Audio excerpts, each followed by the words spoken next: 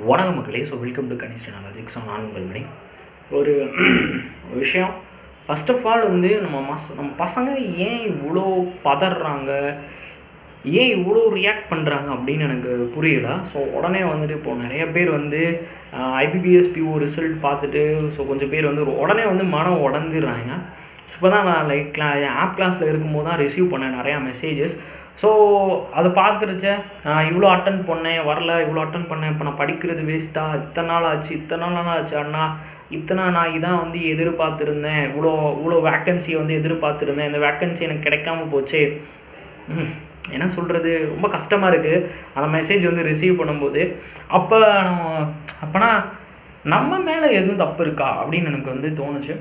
நம்ம மேலே எதுவும் தப்பும் கிடையாது. நீங்கள் எல்லாருமே நல்லா தான் ட்ரை பண்ணுறீங்க, எல்லாருமே நல்லா தான் பண்ணுறீங்க.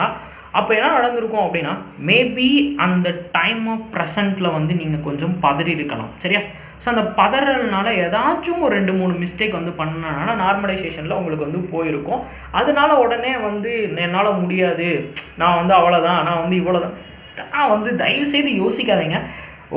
அஸ் அ பிரதரை நான் சொல்கிற அட்வைஸ் என்ன அப்படின்னா, டேக் இட் ஈஸி அப்படின்னு எடுத்துக்கோங்க. எதனாலும் ஓகே, அதுக்கடுத்து வருதா அதை பார்ப்போம், அதுக்கடுத்து வருதா அதை பார்ப்போம் அப்படின்னு வச்சுக்கோங்க. எவ்வளோ நாள் தான் நம்மளும் தோத்துட்டே இருப்போம்?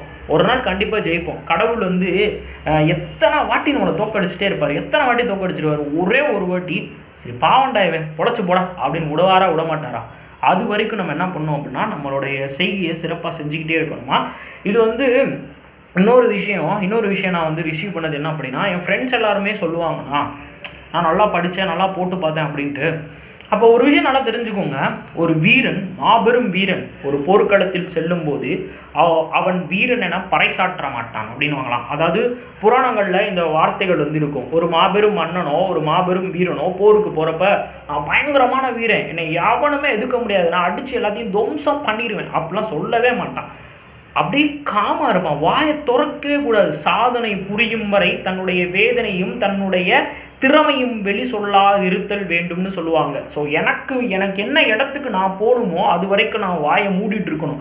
அந்த வாயை மூடிட்டு இல்லாமல் இருக்கும்போது என்னை வாயை திறக்க வைக்கிறதுக்கு ஒருத்தன் என்னை குத்துவான், ஒருத்தன் கொடைவான், ஒருத்தன் அது பேசுவான், தோல்வி என்னை போட்டு தழுவும், ஐயோ கடவுள் என்னை போட்டு படுத்துவான், எல்லாம் நடக்கும். இதெல்லாம் தாண்டி வந்து நீ வெற்றி அப்படின்ற ஒரு இடத்துல காலை வச்சதுக்கு அப்புறம் தான் இந்த வாயை வந்து திறந்து பேசணும். நான் இவ்வளோ பண்ணேன், அவ்வளோ பண்ணேன், அது பண்ணேன், இது பண்ணேன், நான் ஆணையை பூனையாக்குனேன், பூனையை யானையாக்குனேன் அப்படின்னு எப்போ சொல்லணும்? வெற்றி அப்படின்றத அடையிற வரைக்கும் நம்ம வாயவே திறக்க முடியாது, வாயை திறக்கக்கூடாது. செயல் மட்டும்தான் உன்னுடைய வெற்றியினுடைய அடையாளமாக இருக்கணும். அது வரைக்கும் வாயை யாருமே திறக்காதீங்க. நீட்டாக படிங்க, தெரிஞ்சதை மற்றவங்களுக்கு சொல்லிக் கொடுங்க. நான் இது பண்ணேன் அது பண்ணேன்னு மட்டும் பெருமை பேசிடாதீங்க, செயலில் காட்டுங்க மக்களே. இது ஒரு வெறி, எஸ்பிஐ கிளர்க்கில் இது ஒரு வெறியாக எடுத்துகிட்டு நீங்கள் வந்து படிக்கணும். தயவுசெய்து யாருமே டிமோட்டிவேட் ஆகாதீங்க. அப்படி ஏதாச்சும் உங்களுக்கு டிமோட்டிவேட் இருக்குது அப்படின்னா தயவுசெய்து என்னை காண்டாக்ட் பண்ணுங்கள், master_money அப்படின்றதான். அதுக்கு அடுத்து பார்த்தீங்க அப்படின்னா, ஸோ நிறைய பேர் வந்து கிளியர் பண்ணியிருக்காங்க.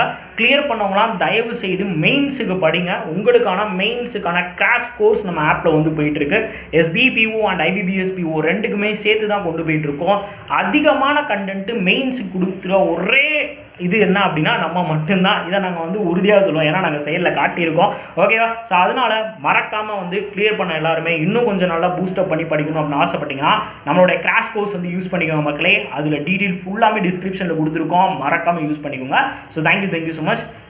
ஸோ வேதனை வேண்டாம், சாதனை வரும் ஒரு நாள் அப்படின்ற மட்டும் மனசில் வச்சுக்கோங்க. ஃபீல் பண்ணாதீங்க, தயவுசெய்து ஃபீல் பண்ணாதீங்க தங்கங்களா. ஸோ அடுத்த எக்ஸாமுக்கு வந்து படிங்க, எஸ்பிஐ கிளர்க் இருக்குது, ஸோ அதை அடிக்கலாம், சரியா? டாடாமா.